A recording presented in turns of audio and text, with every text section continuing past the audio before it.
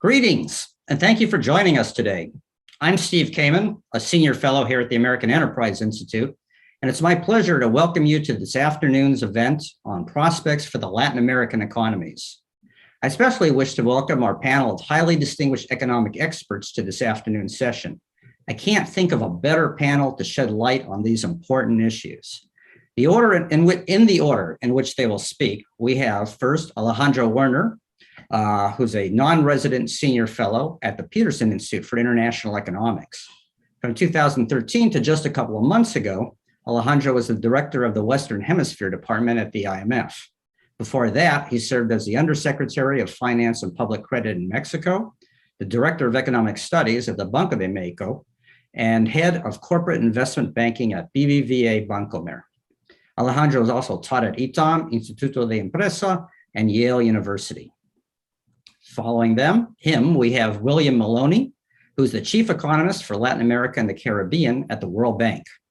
Since joining the bank in 1998, he's held many high-profile positions, most recently chief economist for equitable growth finance and institutions. He's taught at the University of the Andes and University of Illinois and has published numerous books and articles on trade and finance, developing country labor markets, and innovation and growth. Then we have Andrew Powell, who is the principal advisor in the research department of the Inter-American Development Bank. In addition to holding several other positions within the IDB, Andrew served as chief economist for the Central Bank of Argentina in the 1990s.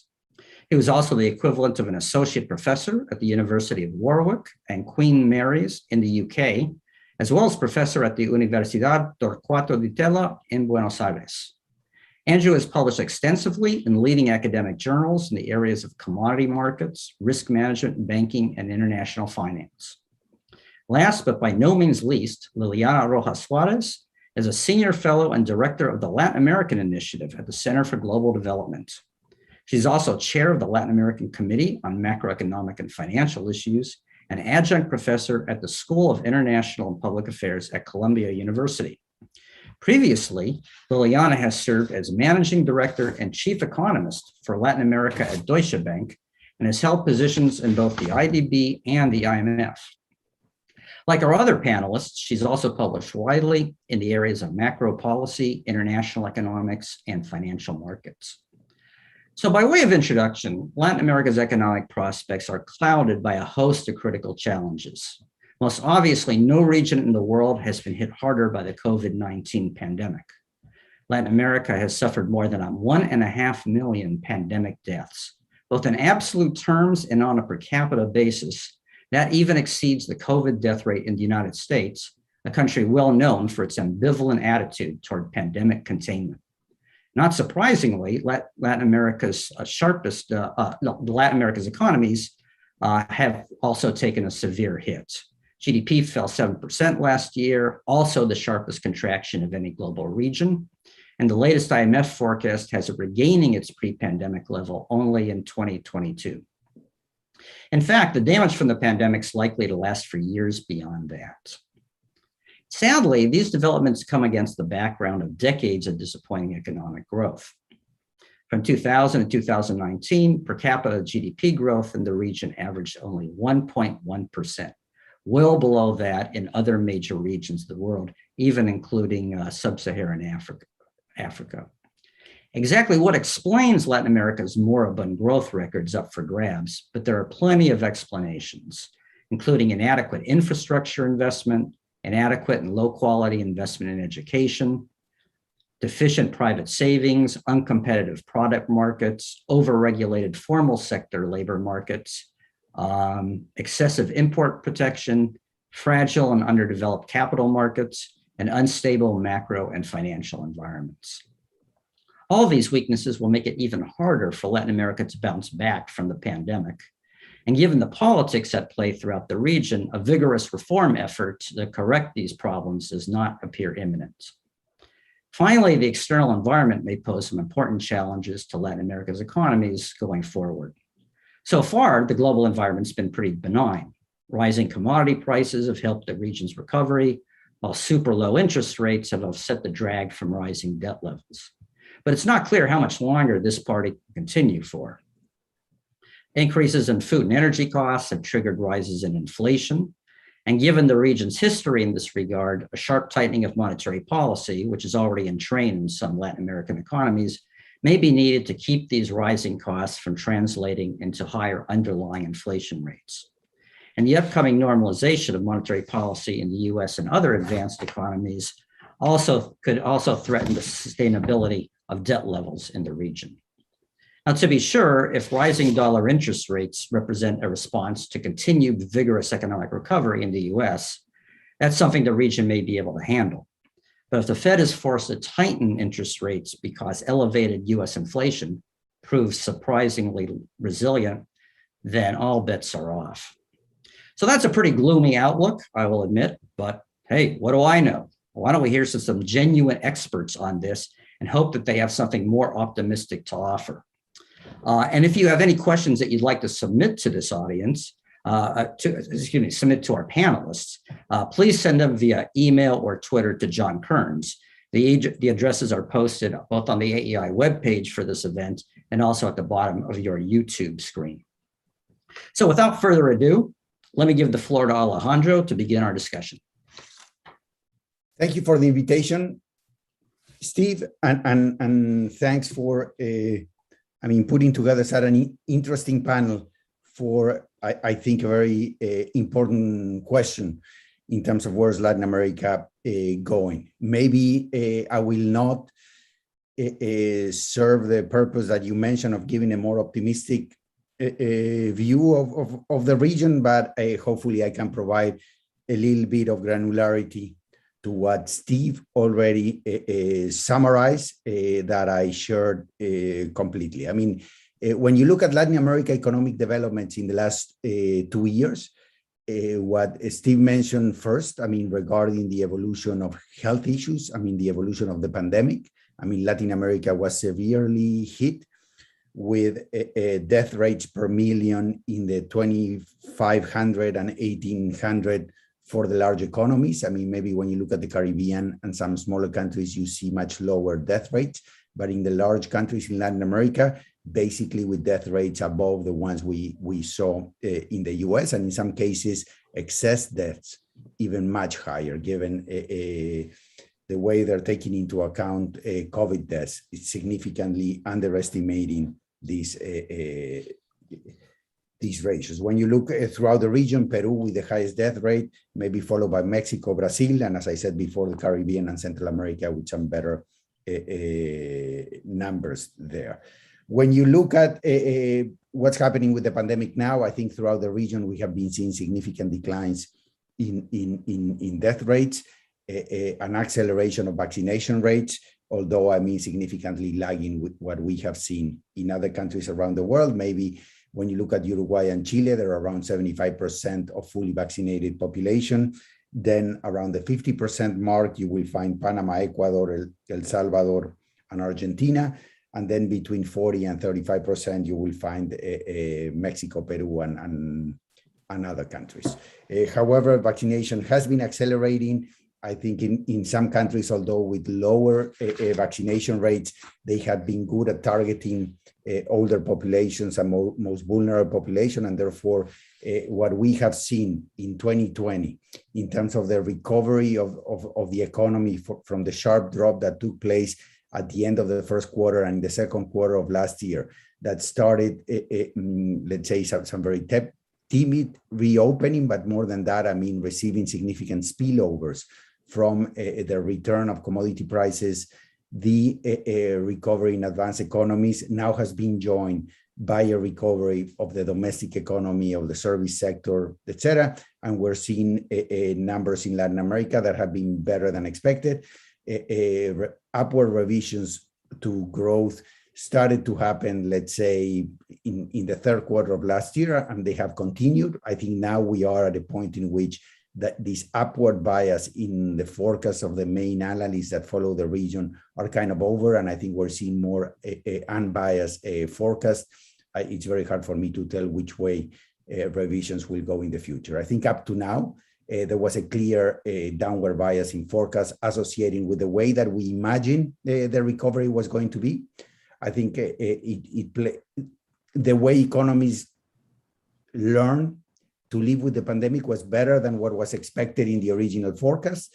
Secondly, support policies were much larger than what we expected at the beginning in emerging markets and in Latin America. Obviously, third, much larger in advanced economies, and then spillovers from these significantly help, as I said before, through commodity prices, through recoveries in the US, China, etc., their recovery in Latin America, and obviously very supportive capital markets on the back of significant loosening of monetary policy and financial support in advanced economies. I think in a way, we tend to think a little bit with the framework of idiosyncratic emerging market crisis, but when we have a global crisis, they always come, especially in the last two, with significantly loosening of global financial conditions. And in that sense, we have an additional supporting element that traditionally has actually worked on the other side for Latin America. Basically, capital markets had punished Latin American countries when you had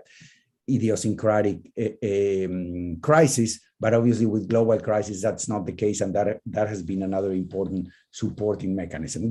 Let me give you some numbers. As Steve said, Latin America contracted by 7% last year. It is expected to grow at around 6% this year. Mexico minus 8.3, plus 6 point something. Brazil minus 4 last year, plus 5 this year. Chile minus 5.8, plus 10 this year. Colombia minus 6.8, plus 7.6, let's say this year. Peru minus 9, plus 9, minus 11 last year, plus 9 this year. Argentina minus 10 plus 7 this year. Basically, you have Brazil, Chile, and Colombia recovering 2019 levels this year. On the back, in the case of Brazil, I think of significant stimulus last year. And still, I mean, there will be some stimulus this year. So over the period of two years, I would say important stimulus in Brazil.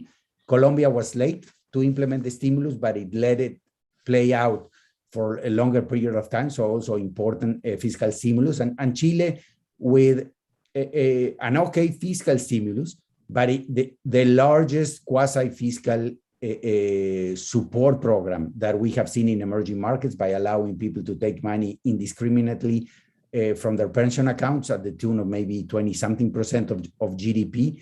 I think that was an ill-advised policy. There were much better ways to use the savings in the pension funds without raiding, without undermining the institutional strength of the system. But obviously, from an aggregate demand point of view, it helped the economy and is pushing the economy above the 2019 level. The other economies, Mexico, Peru, etc., still are going to recover levels of 2019 by 2022.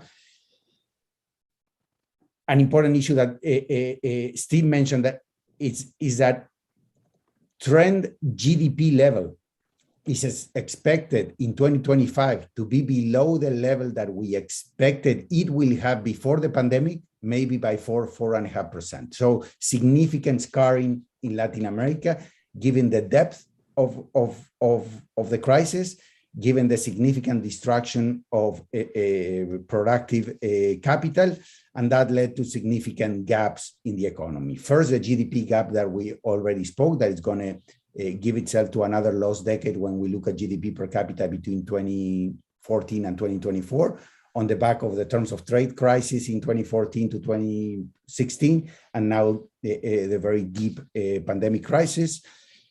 When you look at the fiscal situation, another very important gap, debt to GDP ratios went up by 8% of GDP last year. Part of that is being corrected this year, but I mean, we will end with much higher debt levels than what we expected Latin America to have, much larger primary deficits in a very complex political scenario, very hard to address this issue.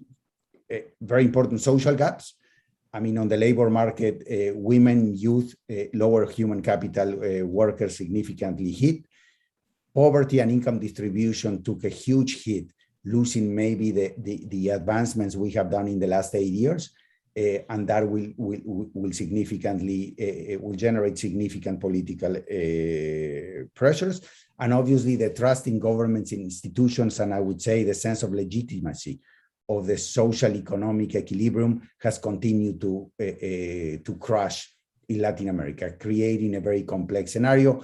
Also very hard to find any government in Latin America that maybe one that used it, maybe more than one, but not in the largest economies, that use the pandemic to generate a sense of stronger political cohesion. Actually, I mean, the pandemic was an episode that exacerbated the polarization that we already saw in the region. So very hard to think that this will be a political climate that will help countries to push through the important reforms on the fiscal, on the structural, on the social, to actually generate an important change in the macroeconomic and micro and social framework to actually generate an opportunity to get out of that low growth equilibrium that Steve was mentioning. Finally, on monetary policy, I mean, supply shocks, transitory shocks,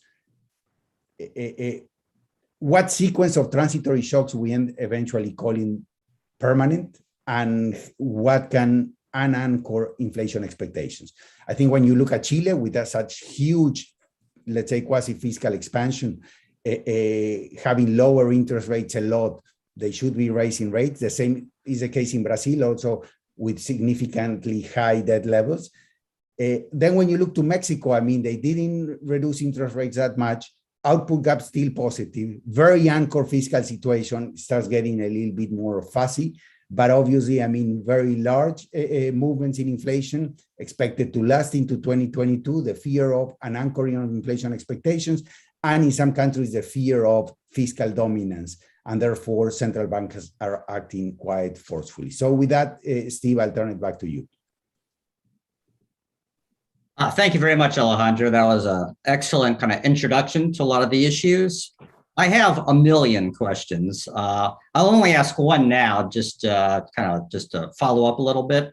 I'm going to save the question about inflation and central banks in the region for like when we can all talk about it at once, because I think, we'll all want to say something. But what I'd like to ask you about is to delve a little bit deeper into the issue of how long it's going to take for Latin America to get back to its pre-pandemic trend. Because I have to say that in the first part of your discussion, you seemed kind of optimistic, and you were talking about how Latin American growth was exceeding expectations, and you were talking about various factors that were supporting that. So I thought, that's interesting. Maybe you don't believe the IMF forecast that says that it's going to take several years for Latin America to get back to its pre-pandemic trend. But then in the second part of your discussion, you actually started focusing on that. And I guess I'd have to say, I'm not super clear about what exactly is it that's going to keep growth, GDP in the region from getting back to that trend. And it's not just a Latin American phenomenon. I know the IMF predicts that same difficulty in getting back to the pre-pandemic trend for lots of parts of the world.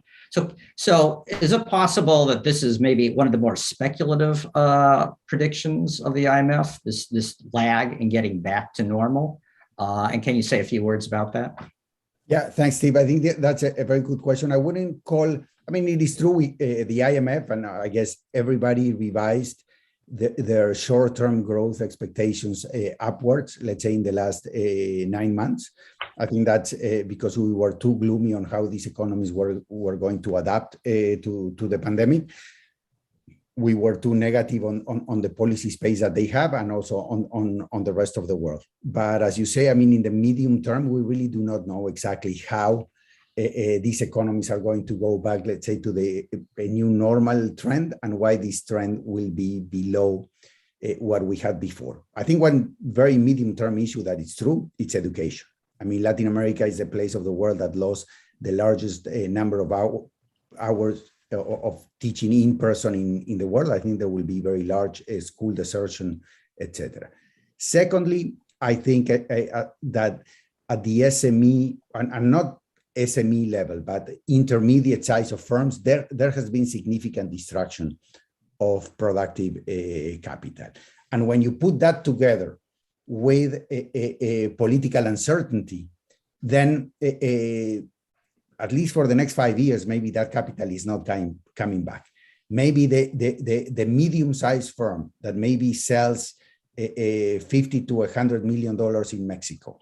And maybe the owner is a family firm that was thinking it was depreciating its capital for a while, but maybe was going to stay there without investing much just to see what happens. If that family closed down, sold its assets a little bit, I mean, they're not coming back. So in a sense, I think it's a combination of the hysteresis effect of the destruction of productive capital, coupled with significant political uncertainty, that those two phenomena accelerate this exit from Latin America, together with, from a medium term, I think the most important issue is education. I think the distraction there is very, very important. All right, well, thank you. That actually leads us naturally into William Maloney's discussion. So thank you for that, and we'll revisit these issues, I'm sure. Bill, are you around? I am, Steve. Thank you very much for the invitation. And thanks to Alex for setting up a lot of the issues that I think are relevant in the present situation. I'm going to pick up a couple of those and focus a little more closely and go over some other things more rapidly, but that he already covered. But then I also want to discuss a deeper structural issue that might be explaining some of the low growth rates we've seen, and represents, as we try to move towards more dynamic and greener economies, a barrier that we're going to have to come to terms with. So let me just show my screen. This is the cover from our last semi-annual report that we put out just last week, and you're welcome to pick that up off the web if you're interested.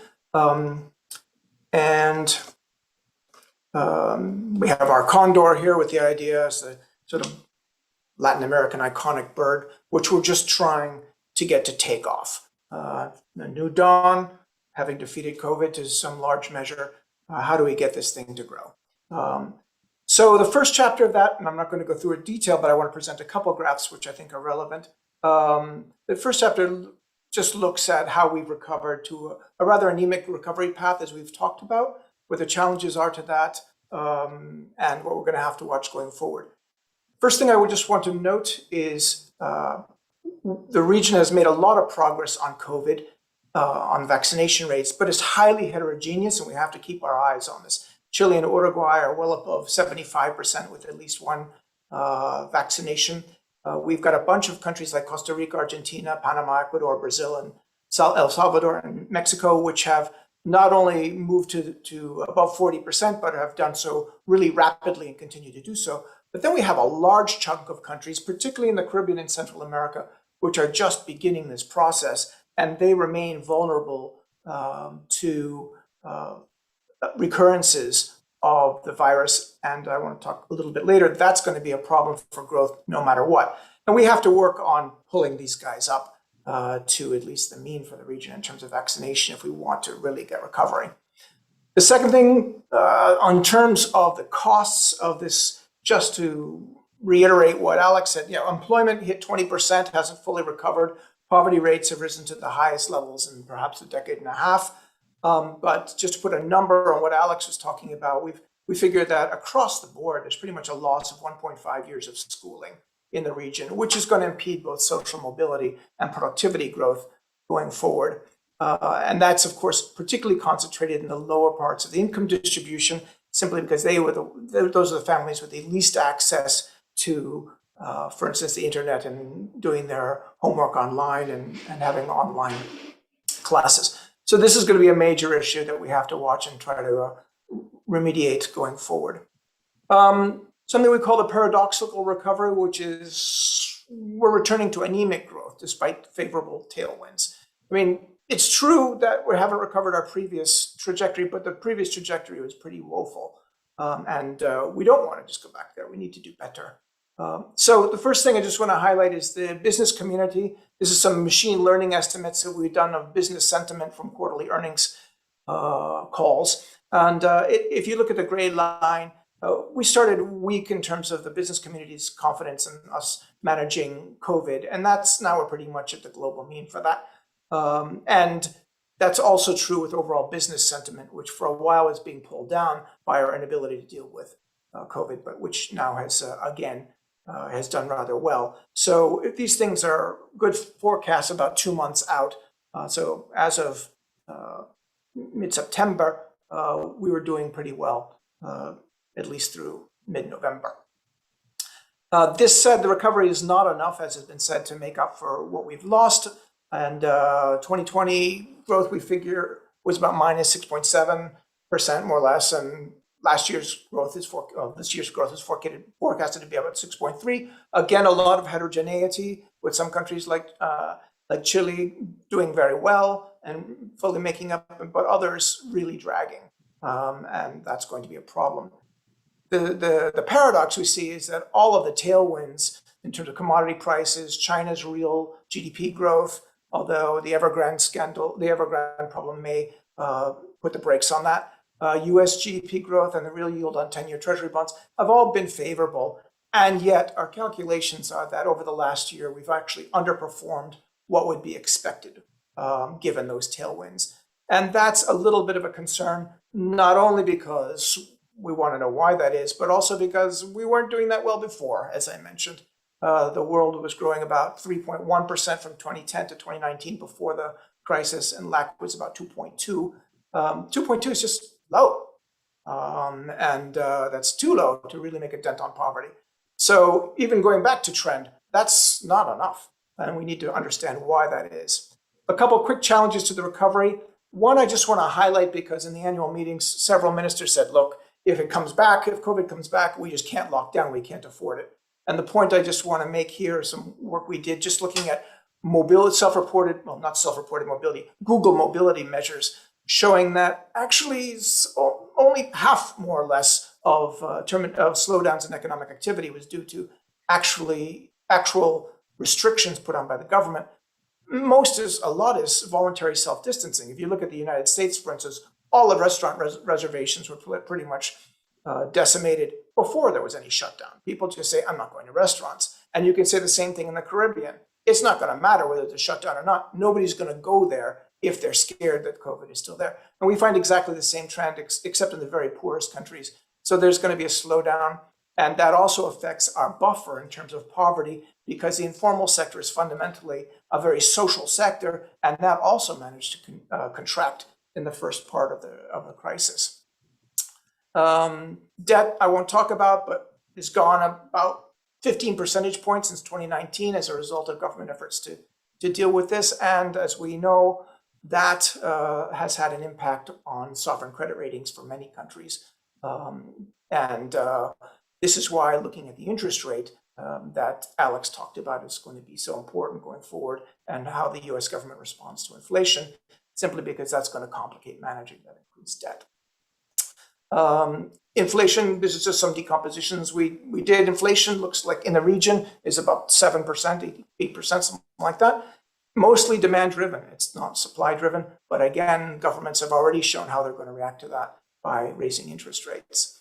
The one thing I want to highlight before I move to longer term causes, if I have a couple minutes there, is here are some surveys we've done of firms in these select countries and cities on whether these firms expect that they're going to miss a payment on any of their outstanding liabilities in the next 6 months. And you can see that certainly for El Salvador and Honduras, maybe Nicaragua, we're getting close to 60% of those firms. And it's higher for SMEs and lower for big firms. And even for Colombia or Sao Paulo, representing Brazil, it's a lot.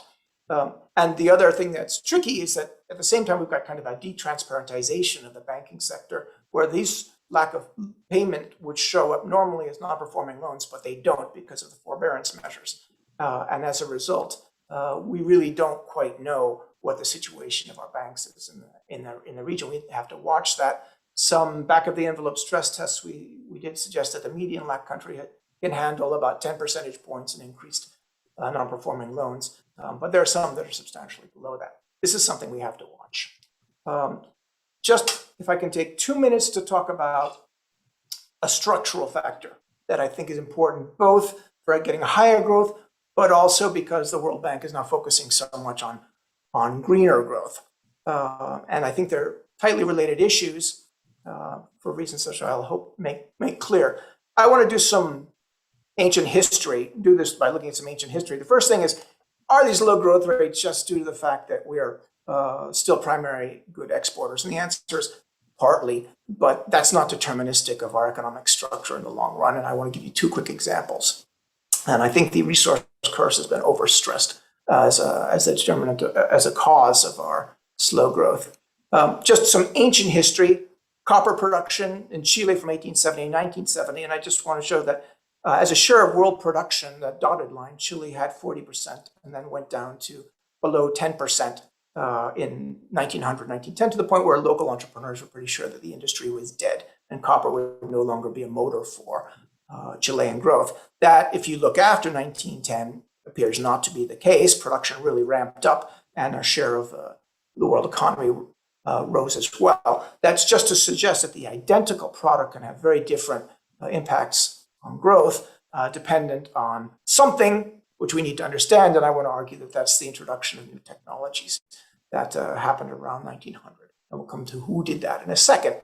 And by looking at counterexample one of a natural resource rich country, namely the United States, which Gavin Wright argues became a learning nation exactly through producing copper. And in his article on Can a Nation Learn, he said, yeah, absolutely. Look at the US experience with copper. As a result of copper, the US established universities around mining like UC Berkeley, the Columbia School of Mines, the Colorado School of Mines. And they developed capabilities in metallurgy, chemistry that provided the foundation for subsequent diversification. Okay, US companies, including Anaconda, introduced new technologies into Chile's copper mines after 1900. And that's what was responsible for the pickup that we saw previously. This is a view from Montana, one of my favorite signs in the US. And I guess one is to Anaconda mines and the other is to a small town called Wisdom. Just want to make the point that actually these are complementary. The application of knowledge to technology is to natural resources is key. And quick last slide, I think. The other country that is my counterexample is Japan, a natural resource miracle, which was the second largest copper exporter after Chile in mid-1800s. Copper gave rise to numerous zaibatsu that you know of. You know Sumitomo Banks, you know Hitachi Electronics, which developed the electronic motors for the Hitachi copper mine. You know Fujitsu, which is now the fourth largest information company in the world, but which started as a copper company. The question I think we have to ask is not why are we stuck in copper, but how come these guys managed to develop big zaibatsus on it, and why LAC doesn't have any analogs in either natural resources or manufacturing or any other sector. Just wanted to mention that historically, I think this has exactly resulted to a lack of preparation in terms of education and technological capabilities. Steve, give me 1 minute and I'll be done here. And if you just look at this, on the x-axis, we have GDP per capita, and we have engineers per mil worker basically per capita on the y-axis. And you see that countries like Sweden and Chile and Argentina were actually the same level of income in 1900, but clearly with vastly different endowments of technological capability that made it so they couldn't adopt new technologies. And they couldn't be the US and they couldn't be Japan. This is still a problem. It's related also to weak entrepreneurial capabilities then and now, weak incentives to innovate in terms of competition, weak innovation systems. You can see that in low measures of innovation-related measures like R&D, patenting, and technology adoption. And this is a challenge both to growth, to getting growth above 2.2%, and to climate action agendas. Because if we're really wanting to lower CO2 emissions and to participate in this economy, we're going to have to adopt a lot of technologies. Otherwise, just imposing carbon taxes is going to really just contract the economy. So this is a key issue that I think is of relevance for historical reasons and going forward. And there I'll stop, just flagging the World Bank Productivity Project is now available in Spanish. So please dial in. Thanks. Thank you very much, Bill, for very interesting and very wide-ranging discussion. I want to just follow up actually on your last discussion of kind of like longer-term influences, and just kind of like focusing on this issue of the lack of innovation in Latin America. I guess I have a number of questions. One of them, which might be too hard to answer, and don't don't spend time trying to answer it if it's unanswerable, which is why do you think the innovative impulse in Latin American business has been as weak as it has? And more concretely, what policies can either governments in the region or the World Bank or other international organizations like the Inter-American Development Bank, what can they do to kind of like increase the kind of like tendency toward innovation? And then finally, would focus on bolstering innovation be like the right priority at this point with the economy recovering from the pandemic, or is that something kind of like better left for more tranquil times? I don't think we have, I think now is a time to think about how we're spending our money and the kinds of policies we've got towards innovation. And I'm not talking, when I say innovation policies, I'm not talking about subsidizing R&D, which I think is not the issue. I think part of the reason that we're not as innovative as we probably could be is, first of all, Latin America remains fairly closed. And so the competition to meet competition, foreign competition, the need to innovate and upgrade in quality has not been there. And I also think for some reason, which I don't fully understand, despite all these free trade agreements, we're not exploiting them. We're underperforming in terms of exports, particularly given these free trade agreements we've set up. And I'm not exactly sure why that is, but I think there is an interaction of both technological capabilities, which we can go back historically and say why that is. I'll only mention that Spain and Portugal had the same level of technological capabilities in 1900 as all of Latin America, without saying anything causal about that. But there's an interaction between that and competition. And if you find that there's competition, but you can't meet it, then there's going to be a tendency to look towards rent-seeking ways of making an income. Thank you very much. I hope that's not your building that's on fire. With that, why don't we move to Andrew Powell to hear what he has to say about all these issues. Okay, well, thank you, Steve, and thank you so much for the invitation to be on this great panel. I'm just going to talk. I don't have any slides, and partly that was so I could respond because I knew that Alejandro and Bill would cover a lot of terrain, so then I could shape my remarks accordingly. So I'll try and do my 10 minutes doing that, and I'll talk a bit about macro policies and then also talk about more micro and structural issues. So, we've already talked a bit about growth and, the Latin America and the Caribbean. Steve, you mentioned in your introduction, did very badly in both the health and the economic outcomes, really. And we found a strong correlation between the two. So there wasn't really any trade-off between health and saving lives and saving the economy, let's say. You either did well on both or you did badly on both. Having said that, obviously some countries are in different positions. You mentioned, I think Alejandro mentioned Peru did particularly badly on the health outcomes. And some of our tourism-dependent countries, of course, did particularly badly on the economic outcomes. We've had a little bit of positive news, but now, I think we see some headwinds on the horizon. China growth has been waning. Our US growth prospects look a bit more uncertain now. And Bill already mentioned the forecast for 2022. And I suspect that forecast includes a smooth normalization of US interest rates, et cetera. I won't talk about that more because I think Liliana will talk about that after me.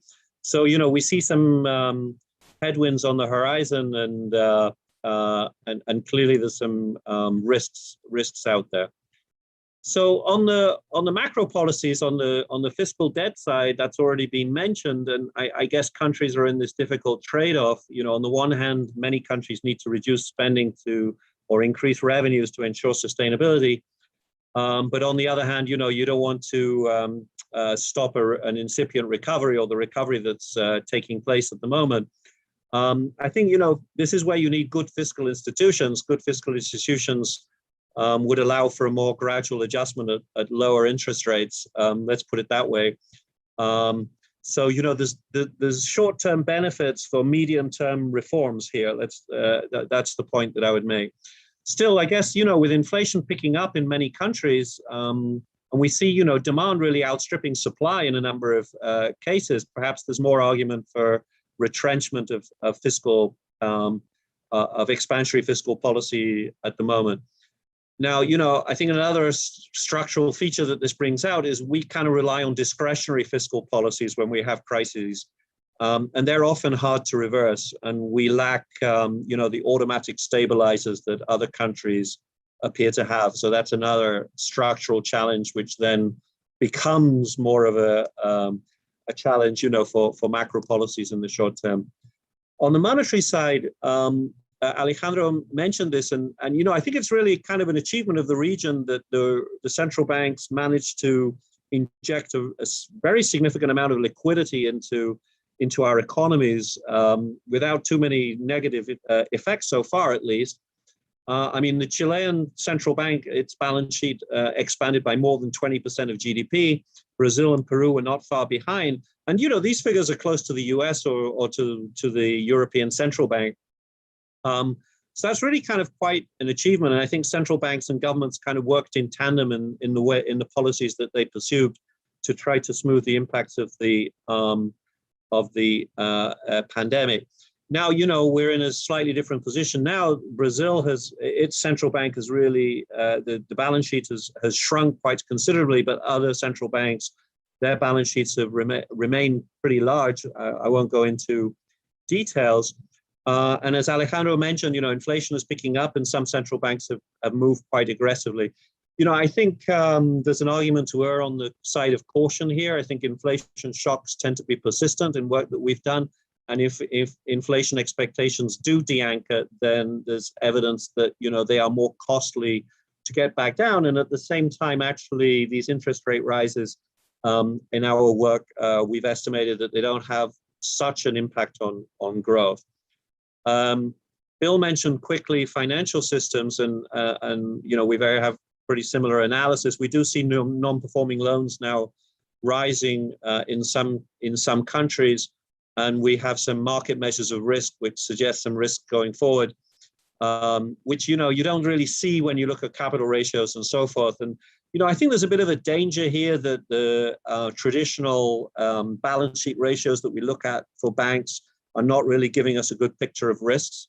So I think over time, we'll want these forbearance kind of policies to be faded out so that balance sheet indicators become reasonable measures of risk, as I think they should be. And as Bill says, we need to monitor this situation for financial stability reasons going forward.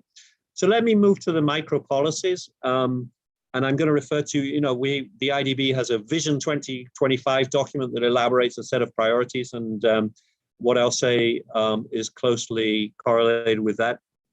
Going to the fiscal, as macroeconomists, we kind of look at whether fiscal policy is expansionary or not.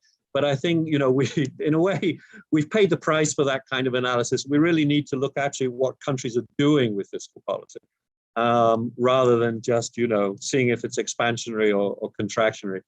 And the first point to make is that there are large efficiency gains to be had. You can think of it in terms of both growth and redistribution. And we've estimated, that if inefficiencies are of the order of 4.4% of GDP, and that is probably an underestimation for various reasons. There's surely a case for, strong social protection policies, but unfortunately, our tax and benefit policies are not good at redistribution, certainly not as good as they should be. And they're also not particularly good in stimulating growth. So, there's definitely reforms that could be positive in both directions.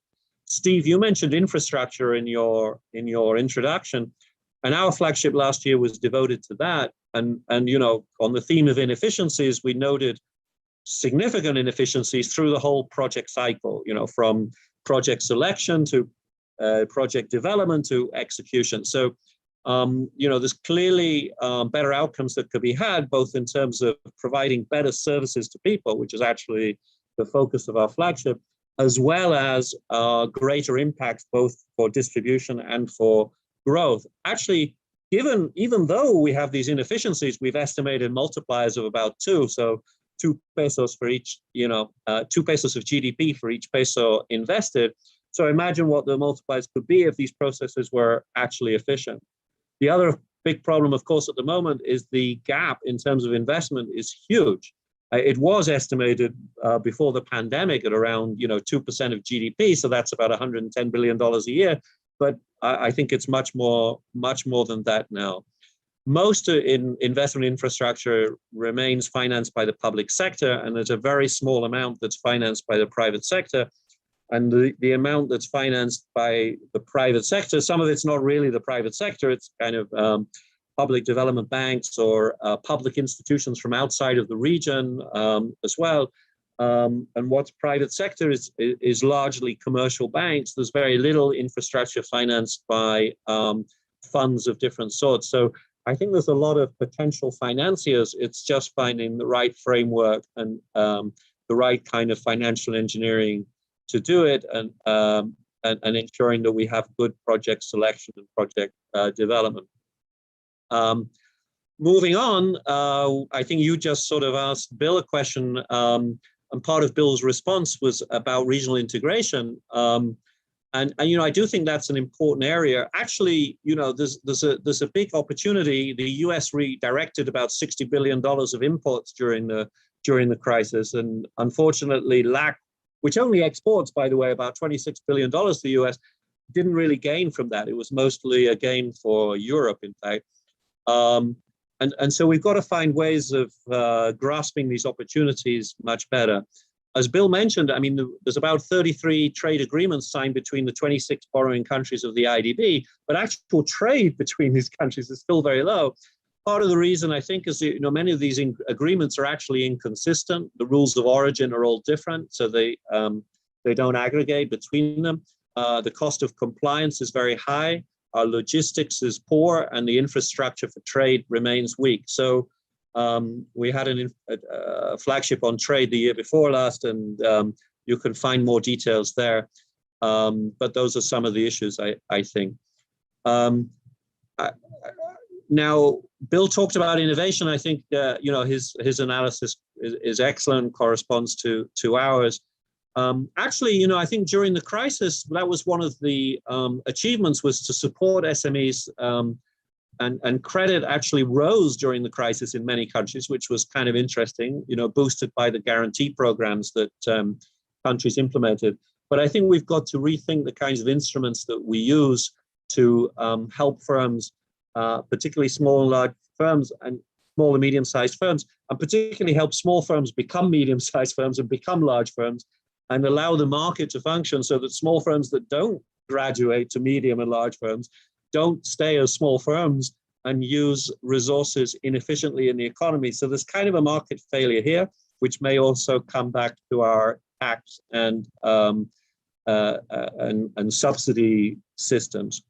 We also need reforms in our labor markets. This has already been mentioned, I think, tangentially, but it's clear that we're moving into a new world of labor markets, and we need better skills to take advantage of that world, including more skills for digitalization. And one of the theories why we did not so well during the crisis was the resources that we had to work at home, and digital resources are weak.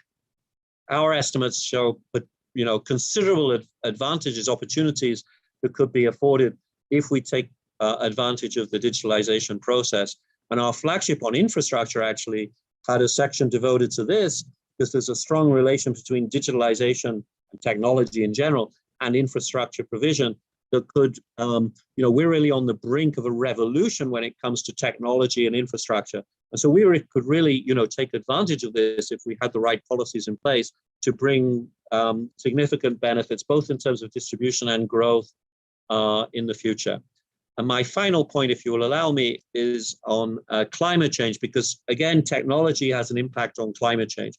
On the one hand, we need more resilient infrastructure to, we've seen the impacts of storms and other weather events related to climate change. So we need more resilient infrastructure on the one hand, but we also need, to adjust our policies towards zero net emissions. And technology has moved on to such an extent that this can now be viewed as more of a win-win. And we've seen some countries move in that direction. For example, if you Costa Rica is an interesting case that's adopted a national decarbonization plan. There are 70 targets for 35 different government agencies to implement by 2023, a timeline for public transport to progressively switch to electric or hydrogen vehicles by 2050, and a set of regulatory changes, because I think the regulatory and governance kind of issues are paramount here to enable this transition. The estimates are that this will bring a net gain, so, there's obviously a big investment that's required, but then there is the net benefit of over $40 billion to Costa Rica between 2020 and 2050. So, this is a significant opportunity that we have, that we also need to take advantage of. So let me end there. Thank you for the invitation on the panel. Andrew, thank you very much for that review of a enormous to-do list for the governments and international organizations in the region. One quick follow-up, which is, unless I missed it, it seems like the one area you didn't talk much about was like tax revenues and tax resources. My understanding is Latin America has among the lowest ratios of tax revenues to GDP, certainly compared to OECD countries. And my understanding was that was another impediment to growth. Can you say a few words about that? Sure. You only gave me 10 minutes, so I had to. Well, right, but the fact that you left that out would suggest implicitly it was like below the line. No, I think the first point to make is that the region is actually very heterogeneous. So we have countries that have not particularly low tax, certainly not low tax rates, right, and reasonable tax takes, let's say. And then we have, particularly in South America, and then we have countries in Central America in particular with very low tax revenues in general. So I think there's an enormous challenge to increase the tax base and to improve the efficiency of taxation across the board. And then it depends on, our estimates suggest, and I think also World Bank estimates suggest that, you certainly don't want to increase tax rates in countries that already have very high tax takes. So, it's a heterogeneous situation, but you're right that there's a huge challenge in many countries to improve the tax base and improve the efficiency of the tax system. Yeah. Thank you. We're wrestling with the same issue here in the States, but that's for another webinar. Mm. All right, why don't we now turn to Liliana, who will basically answer all of our remaining questions. Thank you so much, Steve, and I'm delighted to be here and share this panel with colleagues. You asked me to answer the question on the effects of the forthcoming expected increases in global interest rates on Latin America. Let me share my screen to give some insight into that issue. There you are. So, okay.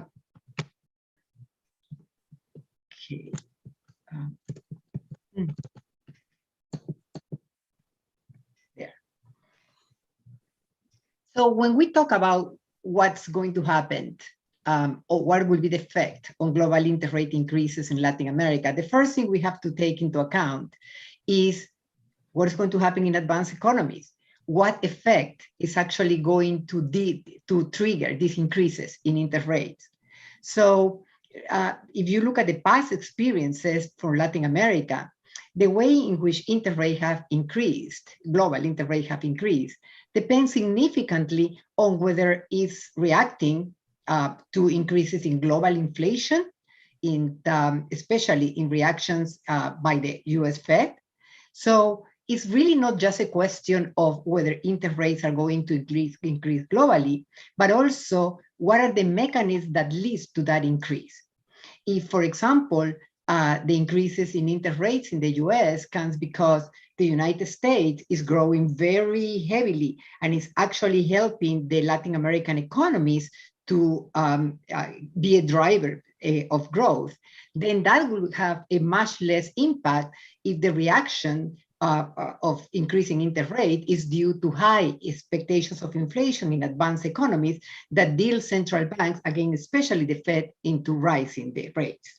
But having said that, the way in which this increase in rates is going to affect the region, it actually varies significantly across countries. And this is something that I've seen that everybody in the panel have been saying. We have a very, very diverse region in terms of characteristics of the countries.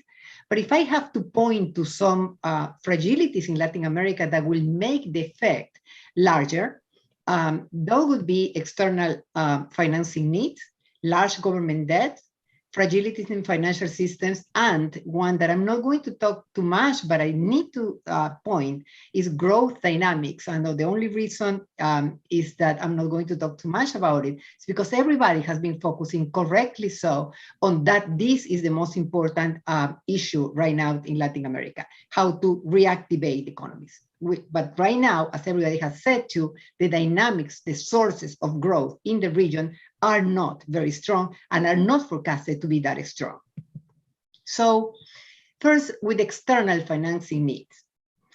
What I like to compare very often is how was the region handling external shocks, not the supply kind of shock like the pandemic, but say the global financial crisis.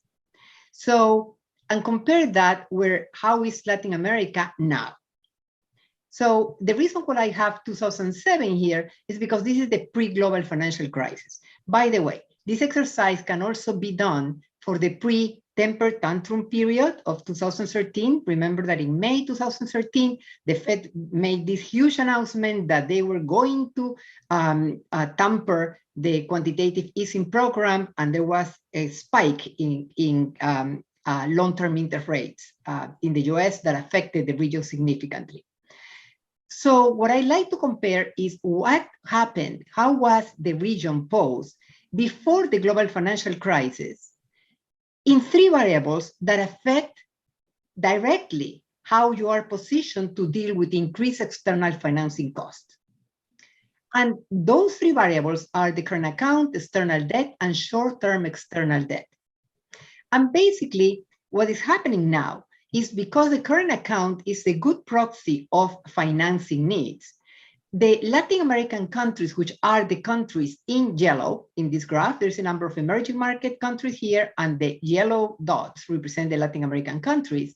Current accounts deficit, meaning higher external financing need, actually have deteriorated. The current account deficits have increased and are projected to increase in some countries, decrease in others, but certainly relative to how the region was in the pre-global financial crisis, is deteriorated. So there's higher external financing needs. And the same happened with a stock measure, the external debt, because the current account is a flow measure. But if you look at the stock measure, the external debt as percentage of GDP, again, the yellow dots are the Latin American countries. They have deteriorated relative to a decade ago significantly. The good news in the region, however, because by looking at these two, you would think, oh my goodness, the region is doing really bad. But now I move to this one, which actually tells you more of what's going on right now. It is what happens with debt that is maturing shortly. So the ratio of short-term external debt as a proportion of international reserves. And the truth of the matter is that the efforts of Latin America to accumulate an enormous amount of international reserves over the last decade is paying off. Relative to the pre-global financial crisis, countries, again, the yellow dots, are doing better. They have less short external debt relative to international reserves. And that is helping, again, with a lot of variation across country, but for a region as a whole, that is a signal of a strength. Now, when we look at public debt, remember, we're just talking about the overall external debt, but if we focus on public external debt, the picture, and these are all Latin American countries now, as you can see, again, comparing 2007 with the latest data for 2021, the ratios of external debt not only have deteriorated in 2021, but for a number of countries, they are forecasted to keep increasing. So these are forecasts from the IMF up to 2025.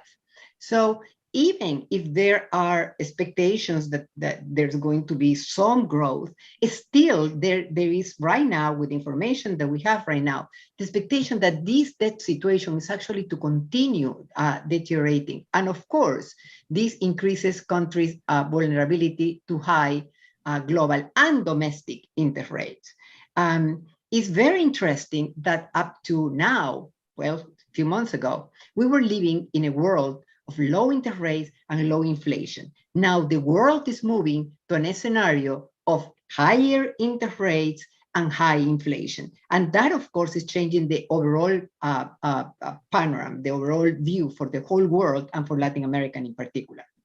Something else about the government debt that is quite concerning is that there are expected in the short and medium term, there are countries like in Brazil and Colombia and Mexico, where there are large amounts of payments due because a significant part of the public debt is maturing in 22 and 23. Not so much in Chile, but in Brazil, it is a significant amount of debt that is maturing. And that, of course, complicates the dynamic of debt and increase refinancing risk for the countries. I like I've been following this indicator for a number of years, because here, this is kind of a summary indicator of macro variables where you have not only the variables that I have just mentioned before, like current account, external debt, international reserves, but also deviation from inflation target and the fiscal space and the capacity of monetary policy to actually be countercyclical. And I call this a macroeconomic resilience index. And again, these are a number of emerging market countries, with the yellow countries again being the Latin American countries. And what I just want to show you is the top one is the strongest country in this sample, that in 2007, before the global financial crisis, interesting in this sample of emerging markets, Chile was the strongest country among the emerging markets in the sample. With, of course, obviously unexpected, the Eastern European countries were the weakest, okay? Now, back to now, the situation has changed significantly. While Latin American countries were mostly at the top of the ranking, now many Latin American countries have moved at the bottom, with Argentina. Well, Argentina has been in problems for a long time, but is largely at the bottom. But countries like Colombia, Brazil, and even Chile now have deteriorating this resilience to external shocks. And the important thing here is that this is despite improvements in commodity prices. Because remember that before the global financial crisis, we also were experiencing a period of a boom in commodity prices. We don't have a boom right now, but certainly commodity prices are expected to increase. And again, as I just mentioned before, this analysis also holds if you compare how was Latin America positioned in the pre-tantrum period, meaning early 2013. So that's on macroeconomic resilience. What about the resilience of local financial systems? And here, both Bill and Andy have mentioned what everybody's seeing the numbers, right? If you look at the data for banks, you see that they remain, Latin American banks remain very well capitalized. This is the data taken from, for good comparison purpose, from the FSI data from the IMF. Financial stability indicators. So they are so well capitalized that when you compare them with Asia, they are about the same, and some countries even larger than the Asian countries. But the most important part is that what is called tier one, which is the best quality of capital, is very large in most countries. You would think that, okay, how come Chile is this little? No. You see, the ratio, the overall required ratio is 8%, but banks are holding, the axis here starts at 10. So banks are holding as a risk-weighted capital close to 15%. So this ratio will show you that, banks are in a very strong position. However, when you actually look at what existing vulnerabilities there are, my only conclusion is that local banking systems are also exposed to the effect of increases in global interest rates. And of course, when there are global interest rates, there are potential declines in the flows of capital. And those vulnerabilities, I would like to mention three and expand on the last one, is one that has not been mentioned so far. The first one has been discussed already. There has been, the pandemic has brought a permanent loss of incomes by both firms and households. And this, of course, increased credit risk, right? Banks are going to be looking at especially in a weak growth scenario, banks are going to be looking at firms and households as not as creditworthy as they were before the pandemic. But second, again, a point that has been mentioned by both Bill and Andy is that what can we say from looking at capitalization ratios? The behavior of banking system indicators may change significantly once support programs for firms and households end, right? And the most important support can be summarized as payment deferrals and credit guarantees. But when these end, first of all, we could observe a significant increase in non-performing loans. Non-performing loans have been increasing, but barely relative to what they could if the lifeline support is actually removed. And secondly, and most importantly, the reduction in capitalization ratios. Why? Because capitalization ratios are only as good as the quality of provisioning by banks for expected losses. But in an uncertain environment, we don't know, we have not sufficient information about whether the provision is adequate. Why would one worry so much about the the right provisioning as well as the capitalization ratios? Because if banks find themselves with much lower capital, they're going to reduce significantly credit to the private sector.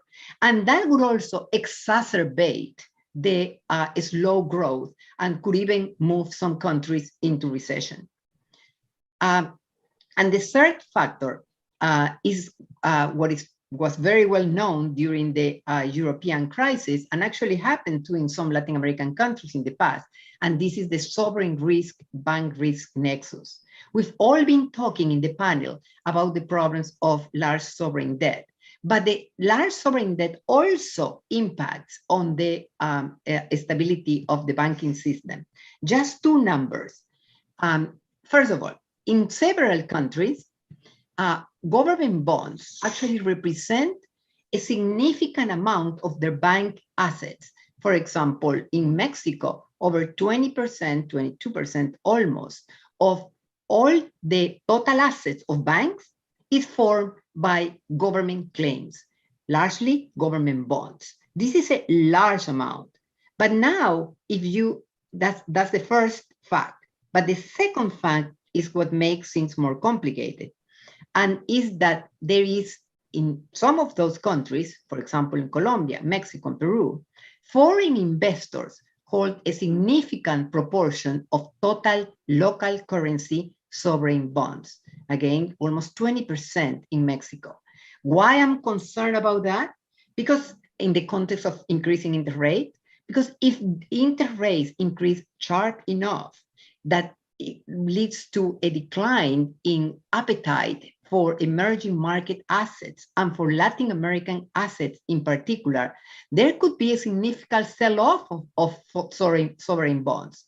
If that happens, there's going to be a decrease in the value of those assets, which in turn would hurt banks' balance sheets. So this nexus between government and banks are extremely important to be watched. No, it's not so much in the discussion right now. We saw a little bit of this sell-off earlier this year. We saw that, but it was contained. And there was some concerns, but because it was contained, it didn't make too much of a press issue or whatever. But this is an important issue that I think we should be talking about more in the near future. I'll stop here, Steve, thanks. Thank you, Liliana. That was, very interesting, informative, and in depth, and nicely amplified on points made by our other co-panelists. I have a sort of a quick follow-up for you on that, which is I think we can all agree that if the Fed were to tighten policy very quickly in response to higher than expected inflation, the spillovers to emerging markets in general and Latin America would be very bad. I was just wondering, what are your kind of views on what happens if interest rates in the States go up more gradually as the inflation crisis, as our inflation goes back to target, and the economy and economy grows strongly, or if we get low for long again and interest rates just stay low. In that situation, would you still anticipate that some countries are most likely to run into debt problems or not? Yeah, okay. The first part, yes, I completely agree with that. If it's due to, if the increasing interest rate is due to accelerated inflation and the Fed starts getting very concerned that it's losing its anchor, then that is really going to hurt, and all the Latin American and all the mechanism effects that I was describing are going to go into effect.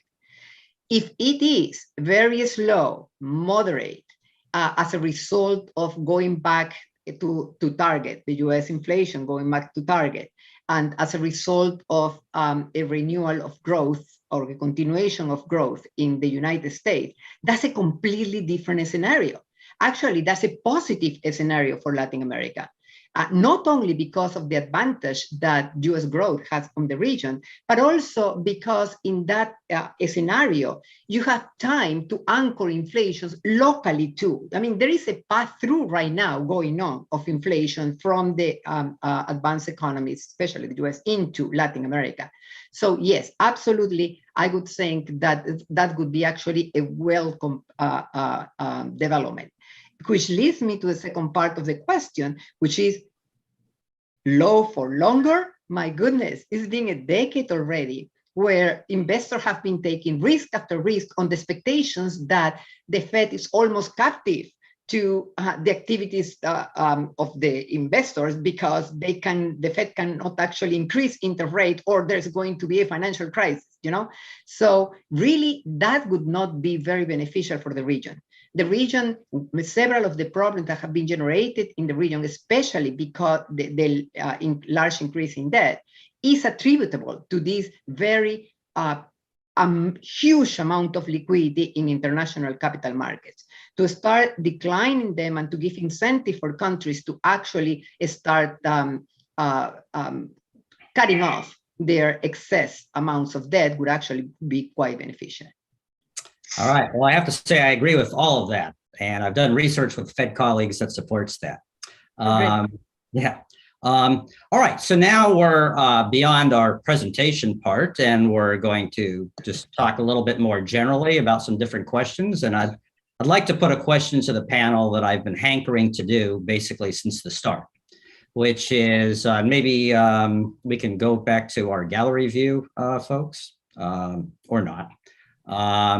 But this is a question about inflation in Latin America. So as you've all noted, inflation has picked up substantially in the region, and more, I think, than in other global regions, perhaps comparable to the States. And so my questions are, number one, why has inflation gone up so much in Latin America? Secondly, do people feel that central banks in the region are responding too much, too little, or just right? And third and related, what do people think about inflation expectations in the region? And finally, would a tightening in monetary policy by Latin American central banks in response to higher inflation, in the absence of tightening by the Fed or other, could that substantially impede growth? So since Liliana has already spoken, maybe we can put it back to one of our other three panelists, and maybe everybody's going to want to talk about that to some extent. Does anybody want to, pop in? If not, like in a class, I'll have to call on somebody. So I'll go back to Alejandro. Alejandro, would you like to address those questions? Thanks, Steve. I think when I look at how central banks in Latin America are addressing this issue, I look at least at three things. I mean, first is, the traditional way in which you will update your the logic for your monetary policy stance. And in that way, I mean, for many countries, I would say, especially for, let's say, Brazil and Chile, as I said in my introduction, countries that brought interest rates to in the case of Chile, to zero, in the case of Brazil, to very, very low levels. And on the other hand, the output gap, each time that they go out and they do their update in their quarterly reports, they have been revising it upwards, and in some cases, I mean, I think the output gap for the case of Chile, I mean, according to the central bank, it's becoming zero pretty quickly. I think that calls for a monetary policy stance that is significantly less loose than what they had. And I would say when you look at these, let's say in the four countries, including Mexico and Colombia, Mexico would be the only laggard in this dimension. So both countries that reduce rates a lot, and now that the macro situation does not call for, if the previous rates were optimal, now, I mean, it's optimal to increase it. Secondly, I would look at issues that complicate this phenomenon, like commodity prices, etc. These countries have a much larger component of food, etc., in their CPIs, and that complicates the supply shock vis-a-vis other countries. Third, I think the key issue is the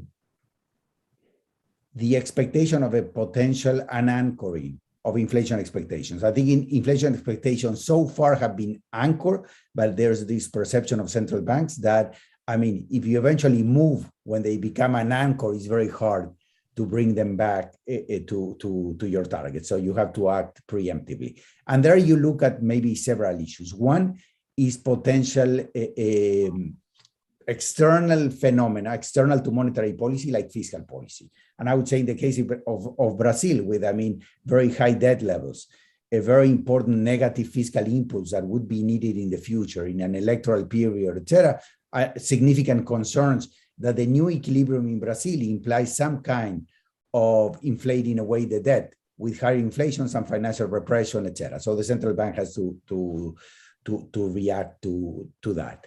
I would say in the case of Peru, I mean, the uncertainty associated to where the country is going, the unraveling of foreigners' positions in domestic market feeding into the traditional supply shock, then this makes for a much for a larger and maybe longer transitory shock. So in a way, again, you act preemptively to contain that.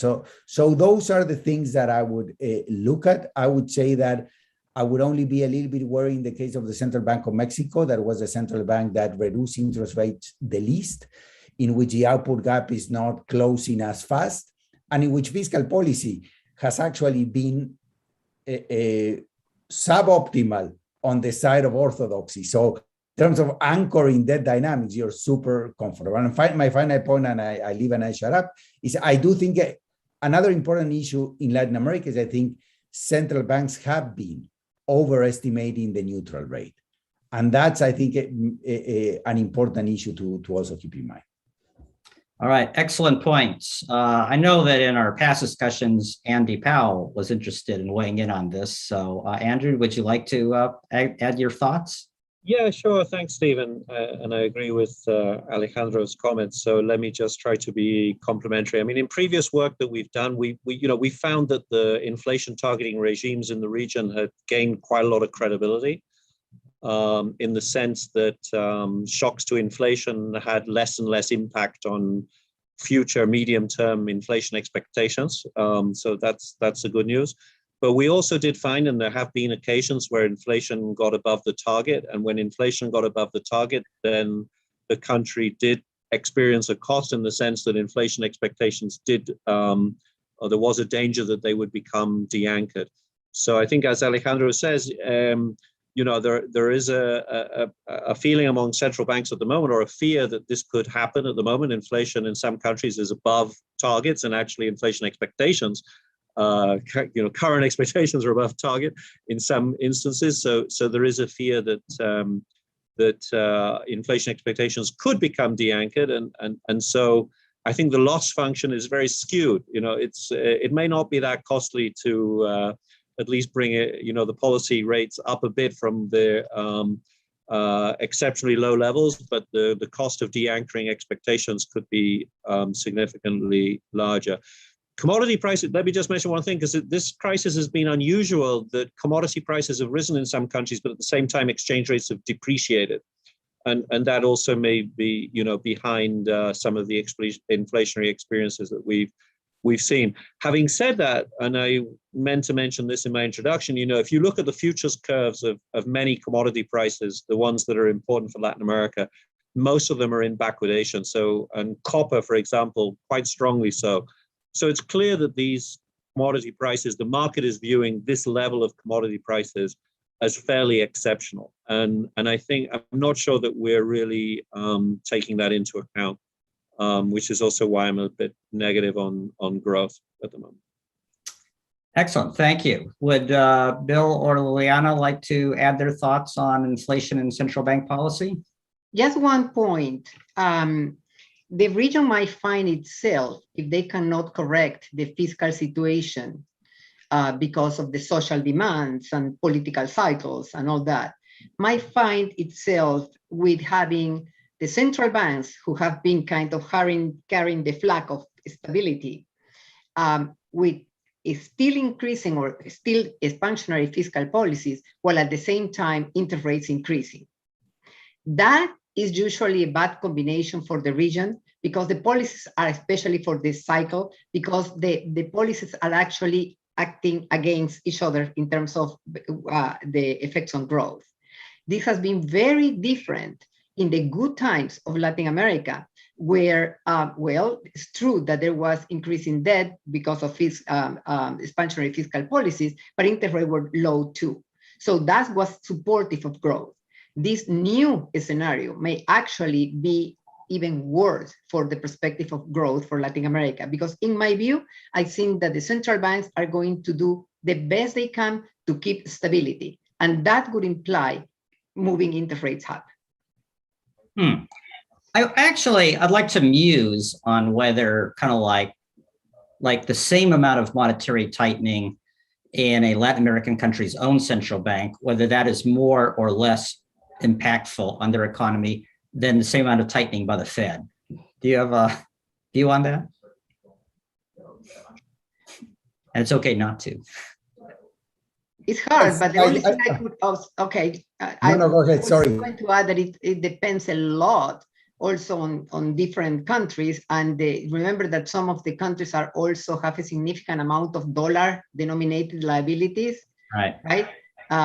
Including Peru, Argentina, Ecuador. I mean, you have a number of countries there where the transmission mechanism is going to be very different. I only wanted to add that perspective. All right. Bill, since you were not part of this party yet, would you like to add anything? No, I think we've beaten this one pretty much to the ground. So if you... That horse is dead. So... all right. Well, I know that it looked like Andrew and Alejandro both wanted to say something. So why don't we go with Alejandro and then Andrew? Just quickly, I was going to say that, I mean, many central banks of Latin America act, I think, with the implicit assumption and based on the research that the transmission channel is much weaker from interest rates to aggregate demand, that the case of the Federal Reserve that you mentioned. I agree with that, but I do think that, again, there might be an underestimate. I think that you have a lot, and some of them claim that a lot of their let's say, the assets of the bank are at the longer end of the yield or the intermediate part of the curve, etc. But you still have a significant part of their portfolio at floating rates in some countries. So I think the impact of rates might be slightly larger than what they think. I mean, markets have developed. You have, I mean, very important local markets, et cetera. So funding for real estate, for a lot of activities, et cetera. Liliana has a point that, I mean, you have a lot of dollarized economies, and you also have other economies that are not dollarized, but they have large export sectors, and they conduct their business leveraging themselves in dollars outside. So yeah, a mixed response, but I do think that it's a little bit slower than the Fed, but larger than what they think. All right, Andrew? Well, a couple of comments. So, I mean, first of all, we have 3 fully dollarized economies. So there it's the same, I guess. But actually, it's interesting to note that inflation is going up in those economies at different rates, but it is rising. So that suggests that inflation is more of a demand supply issue, not so much of a monetary issue per se. Perhaps it's actually rising quite strongly in a couple of countries with dollarized or fixed exchange rates. Number two, as I think Liliana was suggesting, I mean, countries are very heterogeneous. So some we found are very exposed, shall we say, to US interest rate rises, and others are much more, much less so. And I think Liliana's point about foreign investors, though, is also a very interesting one. So, you know, I think there is this new theories of original sin redux, which are also very interesting, which does, you know, we thought that developing local bond markets and so forth would give us, you know, independence and would be the answer to many things. But then we discovered that actually we're still, you know, vulnerable in several ways to what happens abroad. And there's a correlation between interest rate rises and exchange rate movements, which acts in somewhat similar ways. So there's a vulnerability there which we still need to take into account. Agreed. Well, I have a nagging suspicion that we have not answered every critical question concerning prospects for Latin America's economy, but we are about out of time. And so I'd like to offer our panelists an opportunity for just a quick 1 minute. What would they like to leave the audience with as a takeaway message? And why don't we do it in reverse order? So Liliana, followed by Andy, and followed by Bill, and then followed by Alejandro. Okay, very quickly, if it's just 1 minute, I will reiterate my last point that I made in my initial presentation, which is that we need to watch what is happening in the local financial systems. They have been quiet, they look very well capitalized right now, but all that can change very quickly. And that could actually put the brakes into the kind of corrective policies that both the central bank and the fiscal authorities are trying to do. Very good, excellent. I'll admit I had not been focusing on that, but after this session, I will. Andy? So I agree with Liliana, number one. Number two, I think the point that medium-term reforms can have short-term benefits. So I mentioned, you know, fiscal institutions and redesign of fiscal policy. You know, fiscal sustainability is a dynamic concept.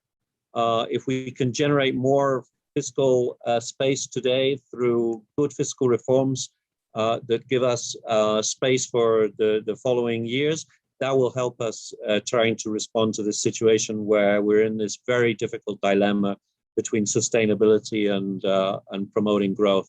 And all of the efficiency gain reforms towards greater efficiency will then give us space to help spend on things that we need to spend on that have already been mentioned, like education, better infrastructure, and of course, health, where we didn't do so well. Well, I hope we can make that happen. Bill? Indeed.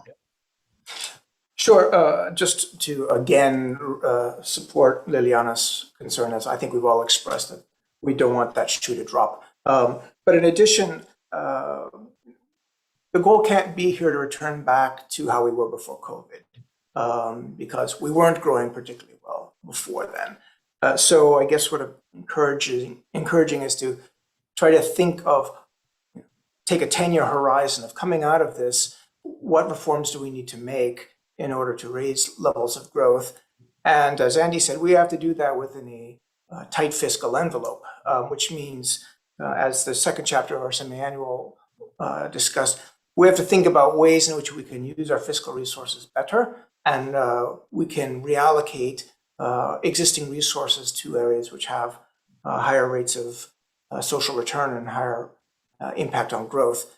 I think there's some wiggle room there to do some things, but I think getting us thinking as a region of how do we really get growth above the low levels we had of the 2010s is really something we have to keep our eye on. Agreed. Thank you. And Alejandro, last word goes to you. Thanks, Steve. I mean, one point on Liliana's, I definitely agree with the concern about the financial system.